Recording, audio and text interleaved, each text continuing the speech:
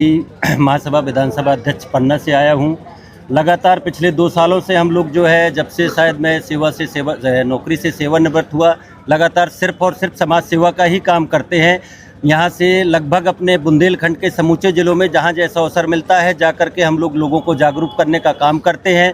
और हमारे साथी या भाई हमारे जो बगल में खड़े हैं डॉक्टर भरत पटेल, उसने हमारी मेहनत को इस तरह से एक ऊंचे मंच तक पहुंचा दिया है कि शायद इसको कोई सोच भी नहीं पा रहा था कि जो रात को हम लोग शादियां करते हैं उससे हमारे को आने जाने से लेके एक्सीडेंट से लेके कई परेशानियों का सामना करना पड़ता है। साथ ही जो कि समाज में वर्तमान समय में शादियों में खास करके नशे का जो प्रचलन है, उस पे मुझे लगता है कि अगर सब लोग दिन को शादी करेंगे तो अगर सबसे बड़ा कोई फ़ायदा होने जा रहा है तो नशा मुक्ति की ओर यह जो है प्रोग्राम हमें अग्रसित करता है। आने वाले आप इस सभा में देख सकते हैं, एक भी व्यक्ति मुझे नहीं लगता है कि कोई नशे की हालत में मिल रहा है। यह कदम हम लोगों की सफलता की एक बहुत ऊंची सीढ़ी तक ले जाएगा। आगे मैं समाज से और सभी क्षेत्रवासियों से ये निवेदन करना चाहता हूँ कि भरत पटेल जी को अपने अनुकरण में लेकर के और इस मुहिम को इतना तेज कर दें कि शायद हमें रात को जो है शादियों में ना भटकना पड़े। साथ समय में पखंडवाद से बचते हुए अपने महापुरुषों, अपने वंशजों को साक्षी मानते हुए अपने जो है जीवन साथी को स्वीकार करें, ताकि अपने आने वाले समय में हम लोग जो है टाइमली और सुरक्षित कार्यक्रम को सुनिश्चित पूर्ण करके अपने घर पहुंच जाएं। इसी के साथ सम्मानित सदस्यों को साक्षी मानकर इस विवाह को, इस कार्यक्रम को संपन्न कराया और इस विवाह को एक आदर्श विवाह का नाम दिया। भरत भैया ने अनुच्छेद 14 का पालन करते हुए समानता के भाव को देखकर इस विवाह को एक अलग तरीके से हमारे समाज में व्यक्त किया है, जो कम खर्च के साथ और इस दिखावे की जिंदगी से बाहर सामाजिक समरसता का भाव हम सभी साथियों के सामने प्रकट करता है। तो मैं आप सभी साथियों से यह अपील करना चाहता हूं कि मैं भरत भैया के इस कार्यक्रम की बहुत ही सराहना करता हूं और हमारी टीम बदलाव जुनून है, बदल देंगे बदल देंगे बदल देंगे। तो आपने सुना इन युवाओं को, साथ में कुछ ओबीसी के पदाधिकारी भी हैं। अब हम फाइनली भरत जी से बात करेंगे कि उन्होंने कौन सा विचार लेकर के इस कदम को आगे बढ़ाया और उनके नायक कौन थे जिनको उन्होंने माना और उनसे प्रेरणा स्रोत होकर के इस कार्य को आगे बढ़ाया। मैं प्रेरणा स्रोत अपने बाबा साहब को श्रेय दूंगा। जब बाबा साहब को मैं पढ़ता हूं तो मुझे लगता है कि शायद बाबा साहब से आगे, जब हमारा भारत गुलाम था उस टाइम पे भी बाबा साहब ने संविधान लिख दिया। शायद वो भी सोचते, हमारे बाबा साहब भी सोचते कि हम क्यों समाज के लिए आगे हों, और शायद बाबा साहब ने अपने समाज के लिए भर नहीं किया था, हमारे ओबीसी समाज के लिए भी बहुत कुछ किया था। तो जब बाबा साहब को पढ़ता हूँ तो मुझे बड़ी खुशी होती है कि बाबा साहब ने हमारे समाज के लिए क्या किया।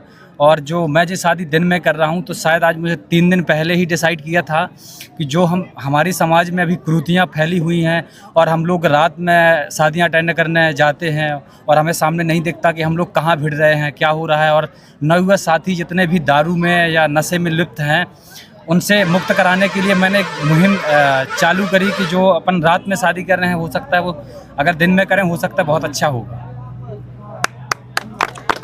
आपने कहा बाबा साहब अम्बेडकर को मानते हैं, तो बाबा साहब अम्बेडकर ने पहले तो हिंदू धर्म के हिसाब से शादी की, दूसरी जो शादी की सविता अम्बेडकर के नाम से, उन्होंने शायद हिंदू धर्म नहीं स्वीकारा, संविधान को साक्षी मान करके शादी किया।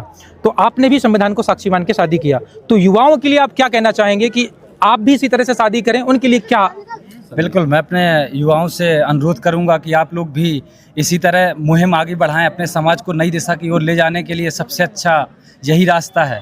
और अब शादी में आप देख रहे होंगे काफ़ी खर्चे भी बच रहे हैं, तो हमारा समाज जो कर्जे की तरफ भाग रहा है और प्रताड़ित हो रहा है पैसों के लिए, तो उससे भी कहीं ना कहीं हम लोग सही डायरेक्शन में पहुंच सकते हैं। हाँ, मैं भगवत प्रसाद पटेल, पूर्व संयुक्त शिक्षा निदेशक उत्तर प्रदेश सरकार हूँ। अच्छा, इनका नाम हमने सुना है, टीम बदलाव में बहुत ताकतवर के साथ चंदला खासकर क्षेत्र में काम करते हैं, तो मुझे ऐसा लगता है कि प्रेरणा स्रोत इनके ये भी हो सकते हैं कुछ ना कुछ। तो ये बताएंगे कि इस मुहिम को कैसे अंजाम दिया गया और कैसे आगे बढ़ाया गया इस कार्यक्रम को, और जो आज कार्यक्रम सफल हुआ है। धन्यवाद। चूँकि आपने कहा कि टीम बदलाव, तो चूँकि यहाँ पे जब से मैं सेवानिवृत्त हुआ हूँ, मैंने देखा कि इस क्षेत्र में काम करने का बहुत बड़ा जो है ना स्कोप था, क्योंकि यहाँ पे अभी भी समाज हमारा जो है ना पाखंड, अंधविश्वास, कुरीतियों से ग्रसित था।